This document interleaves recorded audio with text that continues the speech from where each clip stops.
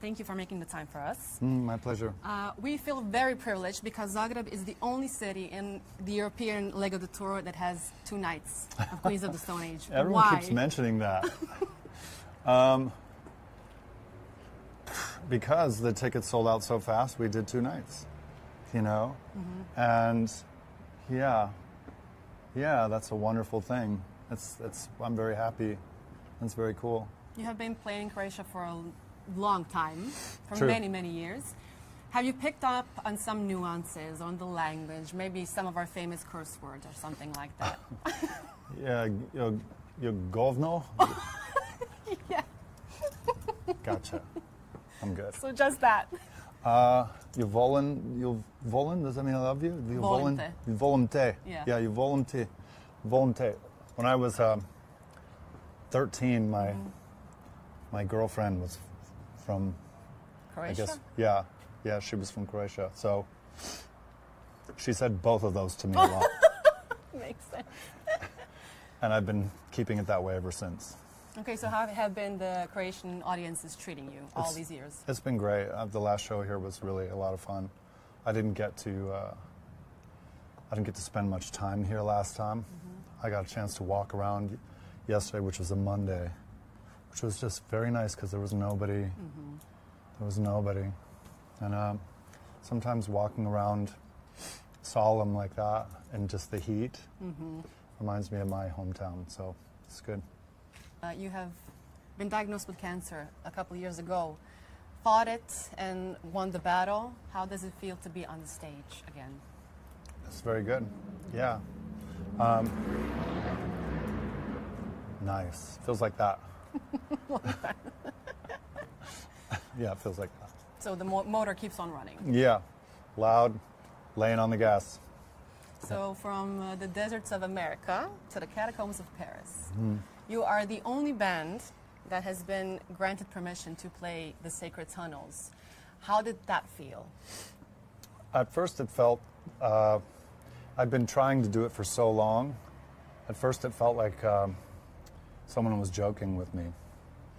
But when I knew it was finally going to happen, I was elated because I chose to never go inside the catacombs until we played there.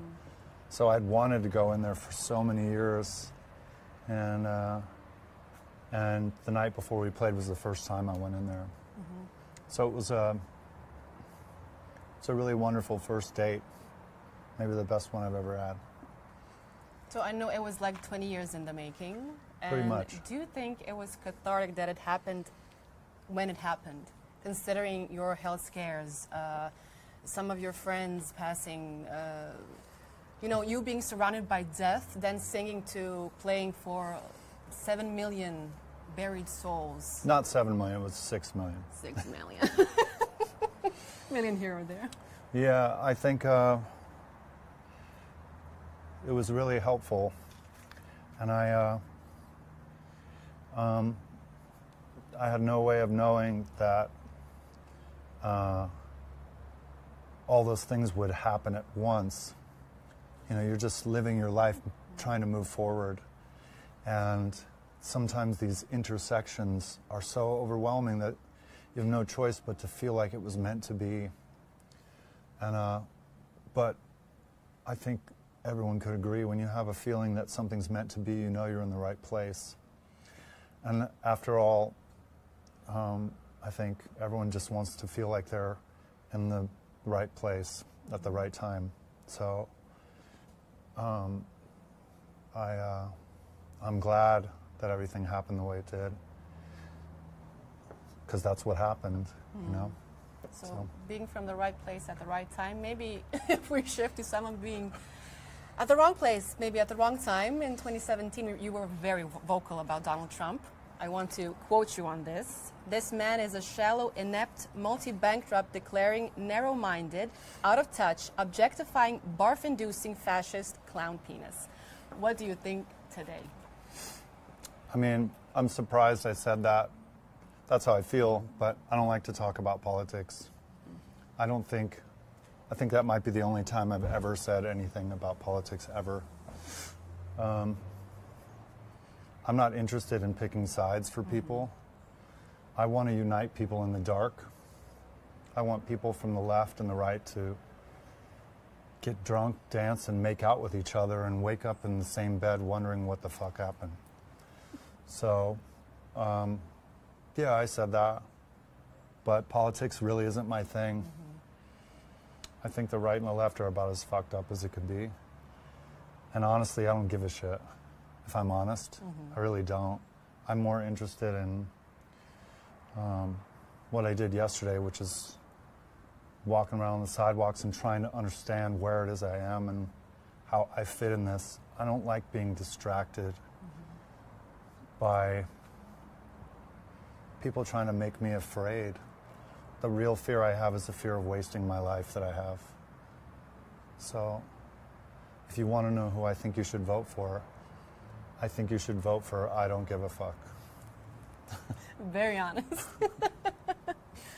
Okay, so Queens of the Stone Age is one of the last bands, I think, that brings some of the danger that I think is essential to rock bands. What do you think is missing in rock today, and which bands do have it?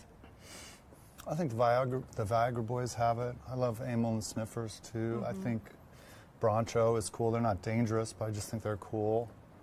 Any danger we have is sort of accidental by the confusion of trying to reconcile being fragile and then not knowing what to do about it. And I think that's when I feel dangerous, when I don't understand how to figure out who I am, and or if I feel just scared or insecure. Like sometimes I walk up there and I know exactly who I am and what to do, and other times I feel completely out of control, that I don't know who I am, you know. And when I get like that, I don't feel in control. But I also feel like it's my job to let that play out, you know. And but it sure gets me in a lot of trouble. Okay, so does it, not being in control, does it make sense when you work with artists like, I don't know, Lady Gaga, Paul McCartney, Elton John, the Arctic Monkeys, Iggy Pop? Is that the Josh that has control, or a completely unhinged one? No, that's just me being a fan. I mean, I love to love things. I'm so desperate to like find something that I really care about, and it feels nice to be a fan of something. I mean, what is a fan but someone who says, there's nothing I can do, this is for me. And I just want to feel that version of letting go and sort of bathing in being inspired by other people. It's nice to be a fan of something. It feels good. Can you tell me something about your experience with Iggy Pop, for example, or Paul McCartney? How is it working with someone that has reached legendary status? I mean, I love Paul. I think Paul is really funny, and he talks a lot, but he has really interesting things to say. And we both love tequila, which is something that we've done a little bit together. And I really actually cherish the times I've gotten to spend with Paul, because I just think he's a songwriting machine. And I think he does a good job of being in a really adverse situation. And I think the same for Iggy. Iggy is a complete loner in that doesn't have people that are comparable to him. And that's not really his fault. But collaborating with Iggy is the coolest thing I've ever been allowed to be part of. And I saw him the other day. I'll see him in 2 weeks, and I always really look forward to sitting with him and talking. Okay, so talking about other musicians. Last year we had Brad Summer. This summer is kind of like very Oasis-y, being that Sorry, Oasis. what summer was last summer? Brad Summer, Charlie XCX. Oh, I like her too. Oh, I don't know what that is, Brad Summer. Okay, but this summer is very Oasis-y. You know, they're back and everything. I know that. I love Oasis. Yeah, Liam once said to Troy that you should play together, maybe because they're the best band in the world. You're the second best band in the world. Would there be a possibility to the two of you, you know, do a tour together or something like that? I mean, that's up to them. I, of course, would tour with Oasis. I think they're loud, and I think they're very necessary for rock and roll. I think they're a great band with great songs. And another, I've never hung out with Liam or I've never hung out with them together, but separately. Okay. I don't think they've ever hung out together. But they're both such a riot, you know. I mean, sitting with Noel is one of the fun hotel moments you could have. As a rock star, I can imagine. He's a very witty person, so I enjoy sitting with him. So we had a bit of an uproar in media the other day when at the Coldplay concert, a love affair was. I set those two people up. You did. I can say that now. Whoops. What do you think? How would you react if that happened at your concert, something like that? Look, I don't shine a light on people. I turn the lights out on people. So that would probably never happen. And that's a tough little situation. But I think people do what they want to do in the dark. And oftentimes the reveal of what people want to do can be pretty dark itself. Yeah. But my job is to turn the lights out, not to turn them on. Okay, so now some rapid-fire questions. Hold on. Okay, get ready. Foo Fighters or Eagles of Death Metal? Eagles of Death Metal. Okay. The Stones or the Beatles? The Stooges. Okay. Lennon or McCartney? Oh. Honestly, McCartney, honestly. Same. Okay, the last concert you went to and the first concert you went to? Ooh.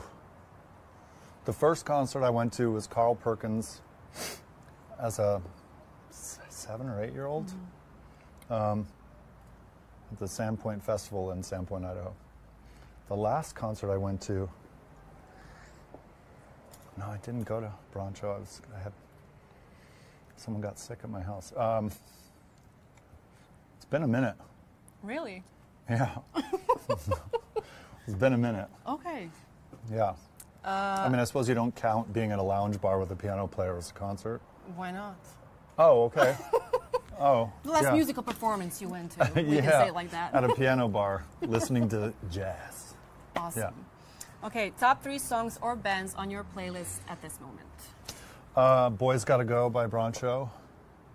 The Road off the album Runner on Empty with Jackson Browne. And, that song, I Don't Care, I Love It by Charlie XCX. That's fine. No, that's Icona Pop. Whatever.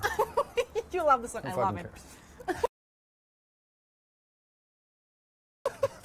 Okay, so last but not least, we have a segment here at our show, which is called Molim. It's kind of like you say something outrageous that you don't believe is true and go like, Molim. So I would like you to say something outrageous to the camera and say Molim after that. Well,